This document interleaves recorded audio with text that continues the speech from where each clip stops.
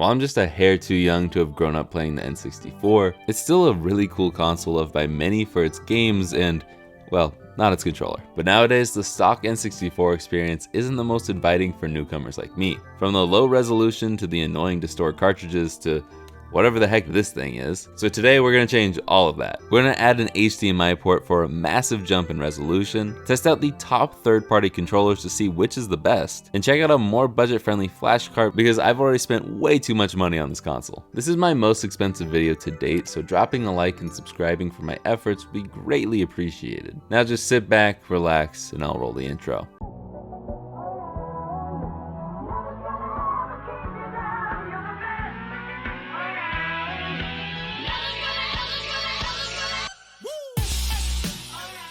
We're just going to jump straight into installing the Ultra HDMI. This is without a doubt going to be the toughest soldering job I've ever done. This mod is going to allow us to play N64 games at 1080p. That's because we're going to solder directly to the CPU. I'm no expert and I was genuinely terrified while doing this. That's why I'm not even acting like this is a tutorial. I don't trust myself to teach you guys. If you have more confidence than me, I'll link Voltar's tutorial down below because he's awesome and that's exactly what I'm watching while installing this. We'll be aligning our flex cable to pin 6 right here. I bought this mod at retrogamerepairshop.com, but they are regularly out of stock because of the chip shortage, hence why it's so expensive at the moment. And if there is stock available, you can use code JAKE to save 10% off this or anything else at retrogamerepairshop.com. Now everybody, shh, I need to focus on this because this is the hard part.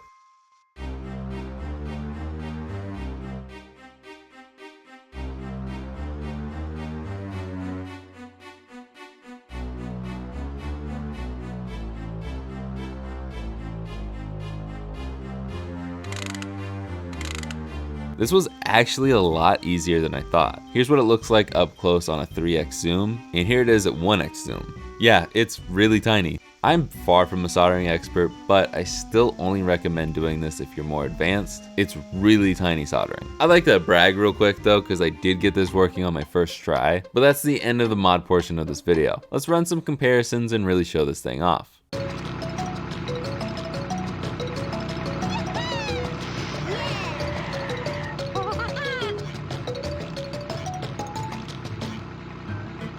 Here we have a Nintendo 64 staple, Diddy Kong Racing. If you can't tell, on your left is just these straight up composite cables run through an HDMI converter with no upscaling, and on the right side is our freshly installed Ultra HDMI. While the Ultra HDMI is noticeably sharper and better all around, I honestly thought that the original composite cables would look worse than they do. There is an add-on that I installed for the mod that allows for component out, and maybe that helps out the composite side of things too. I don't know. I just know that the HDMI line doubler and the M Classic upscaler looked way worse than the composite cables with a plain Jane HDMI converter. But you can also tune a lot of the settings on the Ultra HDMI. You can customize it to your liking and have different presets for different games too. See how nice I made Kirby look? One thing to also keep in mind is no matter how many pixels there are, you can't make the N64's graphics and models look any better. This isn't going to make Mario 64 look like Mario Odyssey, but it's still going to make these games look so much better.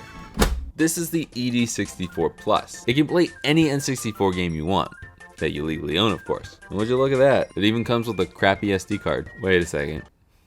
No, they wouldn't do that. Now I gotta check. So yeah, apparently this just has an SD card with every Nintendo 64 ROM on it. I mean, I assume it's the entire library. I'm not gonna go count them all. But I've been playing quite a few different games on this and I haven't had any issues yet. This is definitely a budget flash card though. If you do want the best of the best, the EverDrive is the way to go. It has more features and is more reliable. And I would have gone that way, but I've already spent like $500 on this video. I just couldn't shell out another 150-ish bucks for an EverDrive. This just gets the job done and I hope you guys understand. Like I hope you understand this segue to our sponsor. Me, I'm sponsoring my own video. Like I said, I spent a lot of money on this video and I need to make my money back. I have quite a few modded Game Boys that are still up for sale on my website, retroremaster.com, as well as cool shirts like this one. So if you could help support me with your wallets, that would be awesome. If you can't, I totally understand. You're just required by law to like this video and subscribe to the channel, or else I'll sick my dog on you. Now back to the show. The last thing we gotta do is put everything to the test. The HDMI port, the flash cart,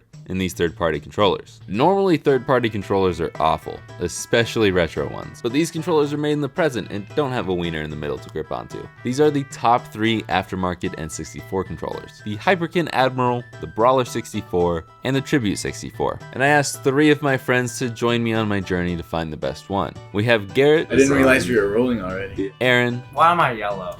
And Lauren. Ah! You may be wondering why Lauren is screaming. That's because we needed a 4th controller so we could all smash. And what a better controller to use than the screaming one I ripped off of one of my favorite YouTubers, William Osmond. I'll leave that video linked at the end of this one, but the TLDR is if you want to press the B button, you gotta scream loud enough for the mic to pick it up. Ah! Ah! Ah! Ah! Ah! Ah! Ah! Ah! Ah! Ah! Ah! And unfortunately, I'm gonna be that guy, because if you want to see the full gameplay, you're gonna have to become a member like these beautiful people here. It was a lot of fun and definitely worth a watch. Just a fair warning though, I wouldn't wear headphones for this one because the screaming. So if you want to watch that and all the other extra monthly content, you can hit that join button down below. So what is the best N64 controller then? Let's see what the guys have to say. I think this is my favorite. Yeah, that one's sick. Alright, between these 3, this one. No input lag. Yeah, I'm gonna say that one because it's wired, and this one because for the wireless, between the wireless one. But that one is comfier. Yeah. That one's nice in the hands. That's a good point. You like the wired one, Garrett? Sorry. what do you like the best? They're okay. No, probably, yeah. Between the wireless, that one. Between the wired, this one. Just because it brings me back. I honestly don't remember what G-Money was pointing at there, but I'm gonna assume that's the Brawler 64, because that's my favorite. It's wireless, it's in a normal controller style, it's comfortable, and it still retains the controller pack on the fat dongle. My one real gripe with it is the stick. I don't like the dome sticks. I'd just rather have the GameCube or PS4 style stick. Apparently this also works with the N64 Switch Online emulation, which is very nice, but why would I need that when I have this thing? So what do you guys think? Let me know in those comments down below. Other than emulation, I think this is about as good of an N64 experience as you can get today. I am extremely happy with this setup, and I can't wait to go back and play all the old games I missed out on because I wasn't born yet. Thanks, Mom and Dad. But again, subscribing would mean the world to me because we're so close to 10 million subscribers. And of course, it never hurts to listen to Brittany. So like, subscribe, and I will see you guys in the next one. Later, guys.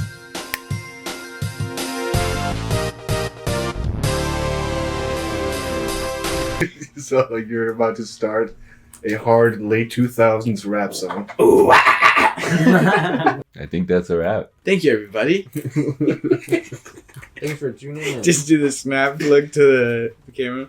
It's so weird having cameras on me. I hate it, honestly. Like I didn't think about it for like most of it, and then I remembered that we were recording a video, and I was like, ugh.